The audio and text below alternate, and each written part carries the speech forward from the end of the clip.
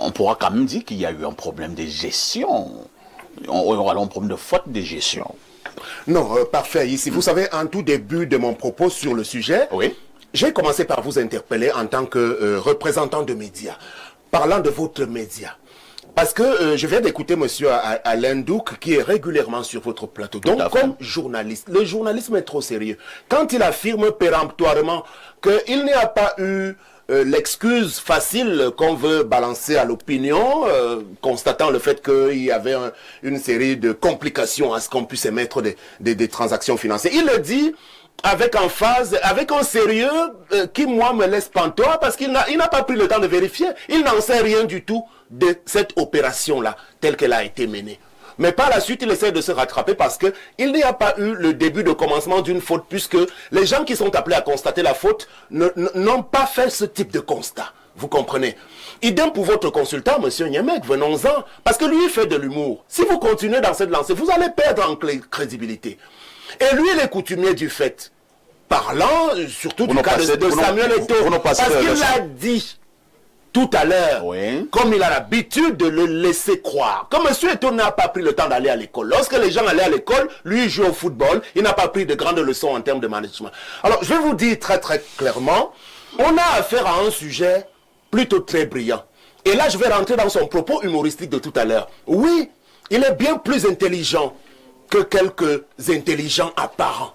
Monsieur Eto'o parle 10 000 langues à la fois, pour caricaturer, vous le savez. Donc aujourd'hui, il a pris la précaution de ne pas tomber dans une erreur. Nous sommes dans un pays où on dit que les directeurs généraux d'entreprises et d'État ne doivent pas excéder une certaine durée. Ils sont combien aujourd'hui qui sont toujours en poste? 9 ans. Voilà, très bien. Alors, allez-y questionner les différentes fautes de gestion. En matière de fautes de gestion, il y a 10 000 rapports, que ce soit de la CONAC, du compte super ou encore de la Chambre des comptes, récemment de la Cour suprême, de la NIF et tout cela, qui ont fait de gros constats en matière de fautes de gestion sur des entreprises qui relèvent du portefeuille étatique. La FECAFOOT ne rentre pas dans le portefeuille de l'État. Retenez-le une bonne fois pour toutes. Ce sont des fonds privés, d'essence privée. Donc ceux qui doivent faire le constat d'une malversation, je le rappelle, ce sont les membres de l'instance. Il n'y en a pas eu. Donc aujourd'hui, et parlant des fonds de l'État qui ont été décaissés, la FECAFOOT peut en revanche faire l'objet d'une enquête par rapport aux fonds, par exemple, que l'État a débloqués pour la Coupe du Monde du Qatar, par exemple. Je ne sais pas trop. Là encore, ils peuvent venir vérifier. Mais les 300 millions, les 300 petits millions russes pour le cas de ce match amical étaient destinés, ce n'était même pas un argent qui devait profiter à la fédération à long terme. C'était destiné à la couverture des charges liées à l'organisation de la dite rencontre. Et toutes ces charges ont été énumérées et elles ont été couvertes. Avez-vous appris de la part d'un seul joueur la moindre revendication de n'avoir rien perçu? Je termine rapidement. Oui. Monsieur Eto'o a contre lui aujourd'hui différentes catégories de contempteurs. Je préfère édulcorer parce que je peux utiliser un mot bien plus grave. Il y a d'abord les anciens employés de l'instance qui sont partis pour différentes raisons et qui aujourd'hui se sentent obligés de devenir un peu, on va le dire, des gens qui révèle aux yeux du monde un ensemble de choses pour mettre en difficulté le président de l'instance, de qui ils n'ont plus reçu un ensemble de privilèges. Le cas de Benoît Angba. Benoît Angba n'était pas un excellent footballeur, hein, mais c'est M. Eto'o, lorsqu'ils étaient ensemble en Russie, qui le recueille aujourd'hui, lorsque, sorti de la compétition professionnelle, il n'avait plus pratiquement de boulot. Il a permis à Benoît Angba de se retrouver à la coordination générale des sélections nationales, puis secrétaire général adjoint. Monsieur Angba, d'ailleurs, il y a sa signature dans la fameuse transaction. Vous voyez le niveau de confiance qu'il a pu bénéficier de la part du président de la FECAFOOT. Alors, regardez ce qu'il a voulu dire en filigrane, Samson. En filigrane, il y a les ex-employés. Eto'o est également victime de beaucoup de trahison. Oui, bien sûr, bien sûr. Il y a donc une deuxième catégorie de ceux qui ont des ambitions tout à fait légitimes à la limite hein, pour la présidence de la Fédération de football. On les connaît parmi quelques anciens footballeurs également. Ils sont dans la bataille. Il y a un autre clan autour d'un footballeur qui a bénéficié d'ailleurs de l'accompagnement d'Eto'o pour qu'il puisse éclore à l'international. Il est un gardien de but d'une grande équipe en Europe. Aujourd'hui, il y a autour de lui, moi je ne vais pas citer les contemporains, Mais il vous a êtes journaliste, autour de lui une constellation. Oui, mais je suppose que vous parlez des faits. Moi, je prends quelques précautions pour ne pas vous mettre en difficulté. Non, mais je vous donne rassurez, vous ne me mettrez pas en difficulté. Je vous donne donc des pistes. C'est gardien de but, c'est qui? Voilà. Donc, de toute façon, passons. C'est Ogadji? Non, pas Ogadji. Parfait, ici. Il y a la 4e catégorie, plus nombreux, des militants de partis de l'opposition, parce que M. Eto'o, vous avez suivi, votre consultant dit qu'il sera, M. Eto'o sera la mascotte de Paul Biya à la prochaine campagne. De telles affirmations insidieuses qui tendent à jeter l'opprobre sur un garçon qui a beaucoup de choses, qui a reçu beaucoup de choses. Il faut souvent qu'on reconnaisse que Dieu donne en chacun de nous une quantité de choses. Et en termes de grâce, il a été touché par la grâce. Donc, ils sont donc nombreux aujourd'hui parce qu'ils payent le prix de ce positionnement aussi politique, parce qu'il a dit qu'il reste un enfant de la République.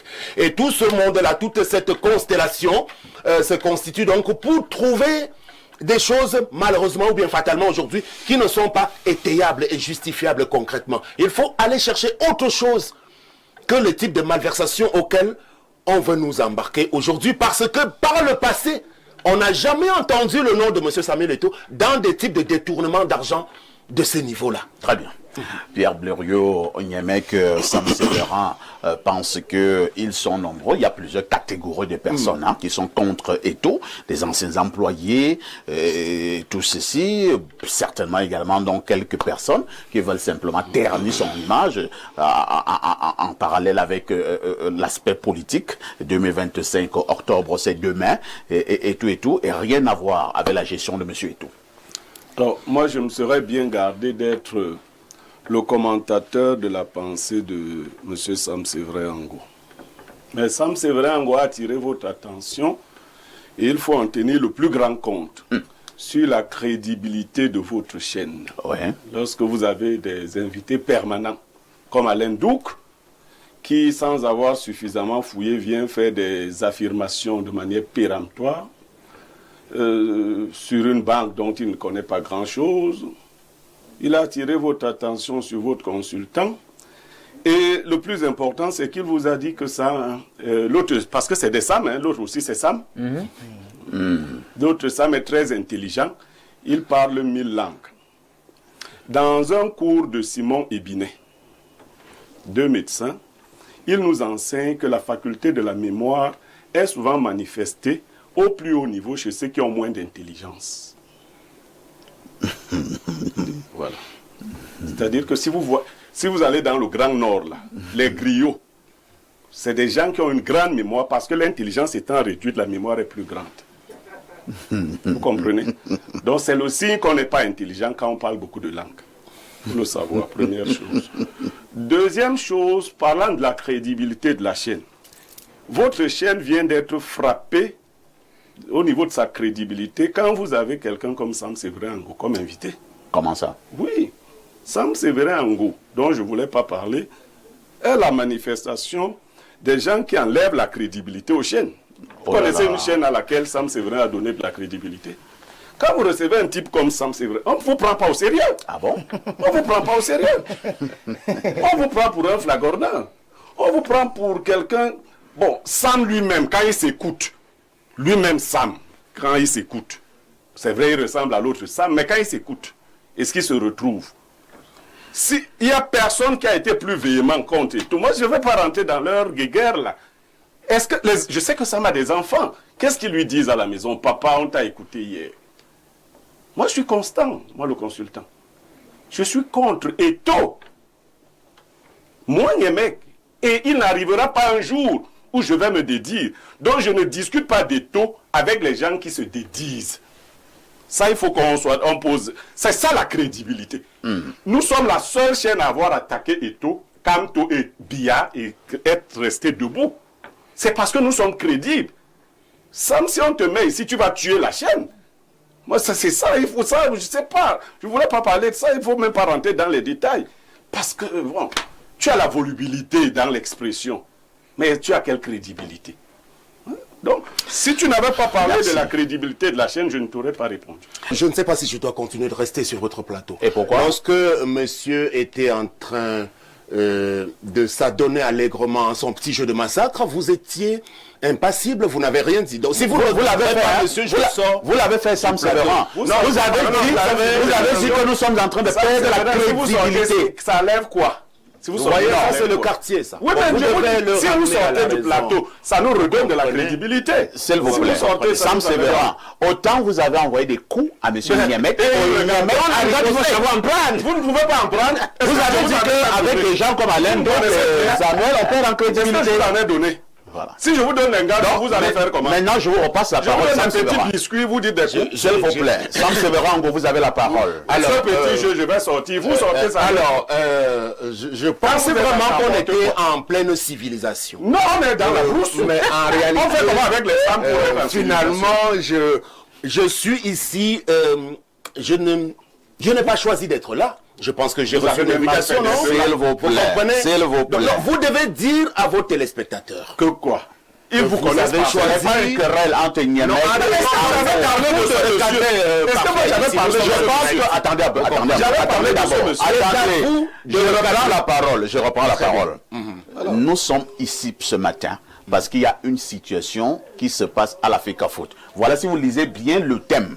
J'ai parlé de soupçons de détournement. Voilà, FECAFOOT est sur le banc des accusés. J'ai mis un gros point d'interrogation. Cela signifie qu'il y a des choses à éclairer. Parce que les téléspectateurs ont le droit de savoir. Je ne vous ai pas fait venir ici ce matin pour que vous livrez à un combat d'hommes. Nous sommes là sur le champ de l'explication au niveau des arguments. Parce que les téléspectateurs doivent savoir. Et voilà pourquoi moi, je vous repasse la parole, M. Ango, parce que M. Douk est revenu sur les mécanismes sur le plan financier, les transactions bancaires. Monsieur Haïssi, vous avez donc la réputation d'être un sac de modérateur. Tout à fait. Sachez le rester, ne faites pas ce que vous faites là. Oh là là. Vous ne pouvez pas passer sur le fait que monsieur a évoqué... Mais c'est vous qui m'avez évoqué. Vous m'avez évoqué le premier. Mais je ne savais même pas où vous étiez. Monsieur, alors, la seule chose que je savais de vous, c'est que vous appelez Sam comme l'autre Sam et que vous avez les mêmes méthodes. C'est ce que je savais. Est-ce que j'avais parlé de vous? Très très bas. Alors, mais je vois là où vous êtes. En fait, vous êtes bas. À la parole. Oui, si vous voulez vous appeler. Vous êtes constant. Monsieur Niamek, vous êtes constant dans la bêtise et l'ignominie. Vous n'avez pas à être à la télévision. Vous avouez votre haine viscérale contre un personnage public qui représente beaucoup de choses. C'est quoi la bêtise? De façon véritablement criante. Et moi, je continue de le dire. Ce n'est pas honorable pour la télévision camerounaise. Tu as déjà fabriqué la télévision publiquement. Alors, pour votre gouvernement, je le dis dans l'intention des téléspectateurs, à la création de cette chaîne, j'étais parti pour la diriger. Et vous l'avez posé à quel niveau? Monsieur, et vous l'avez posé à quel niveau? Ça montre que vous n'étiez rien. Non, non, non. Monsieur, vous avez fait pourquoi et je sais ce qu'il a dit. S'il vous plaît. Non, s'il vous plaît. Ne méritez pas de faire pour être avec vous, comprenez. Qui vit même avec vous? Vous êtes dans la bêtise complètement. C'est quoi la bêtise? Et vous vous en gargarisez. C'est quoi la bêtise? Vous pouvez définir. Est-ce que nous pouvons revenir au débat? Est-ce que nous pouvons laisser les problèmes d'hommes? Nous sommes déjà hors sujet. Et monsieur Niamek, monsieur Ango, c'était à vous de recadrer. De recadrer qui? Vous comprenez? Monsieur Ango, est-ce que vous pouvez reprendre la parole et revenir? Monsieur Ango, est-ce que vous pouvez complètement le quartier? Est-ce que vous pouvez reprendre la parole et revenir à la FECAFOOT, donc à la problématique de ce matin? Bon, alors, moi je ne sais pas si je peux parler des choses sérieuses dans une ambiance électrique où je suis disqualifié à être sur votre plateau. Donc c'est à vous de me dire si je suis qualifié à être là pour continuer de parler du sujet. La preuve, vous êtes qualifié. La preuve, vous avez été invité. Ok, très bien. Donc maintenant, vous me demandez très clairement si je suis d'accord avec ce qu'il a indiqué. Oui. Les justifications qu'il a apportées, il ne les a pas étayées de choses intelligibles au niveau de la vérification des documents. Vous comprenez? Et c'est pour cela que je vais continuer mon énumération des raisons fondamentales pour lesquelles le timing choisi est proprement dans la ligne de mire de ceux qui aujourd'hui ont choisi de déstabiliser l'équipe actuelle à la Fédération de football, en commençant par son président. Nous sommes en plein là-dedans, parce qu'on doit bien comprendre la situation dans laquelle nous évoluons quand on traite une actualité comme celle-là. Vous voyez un peu. Donc maintenant, il s'agit d'aller questionner en interne les auditeurs, ceux qui sont habilités à pratiquer les vérifications sur la conformité des transactions qui ont été menées. Et si les charges qui ont été finalement alignées et adossées sur l'organisation de ce match amical Russie-Cameroun ont bel et bien été couvertes. Là est toute la problématique. Maintenant, on peut aller au deuxième niveau de l'analyse. Et c'est pour cela que nous sommes en train de questionner les sous-entendus. Mais l'élection à la Fédération camerounaise de football, elle aura lieu en fin d'année. Et aujourd'hui, il n'est pas possible et loisible d'affirmer ouvertement que si on a commencé à avoir telle attitude, on n'est pas obligé de changer. Très bien. Vous comprenez? D'accord. Les positions évoluent, nous sommes dans un environnement fluctuant. Dans le monde, les situations évoluent. On n'est pas obligé de rester statique véritablement si on a pris la raison de comprendre qu'on s'est trompé à un moment donné.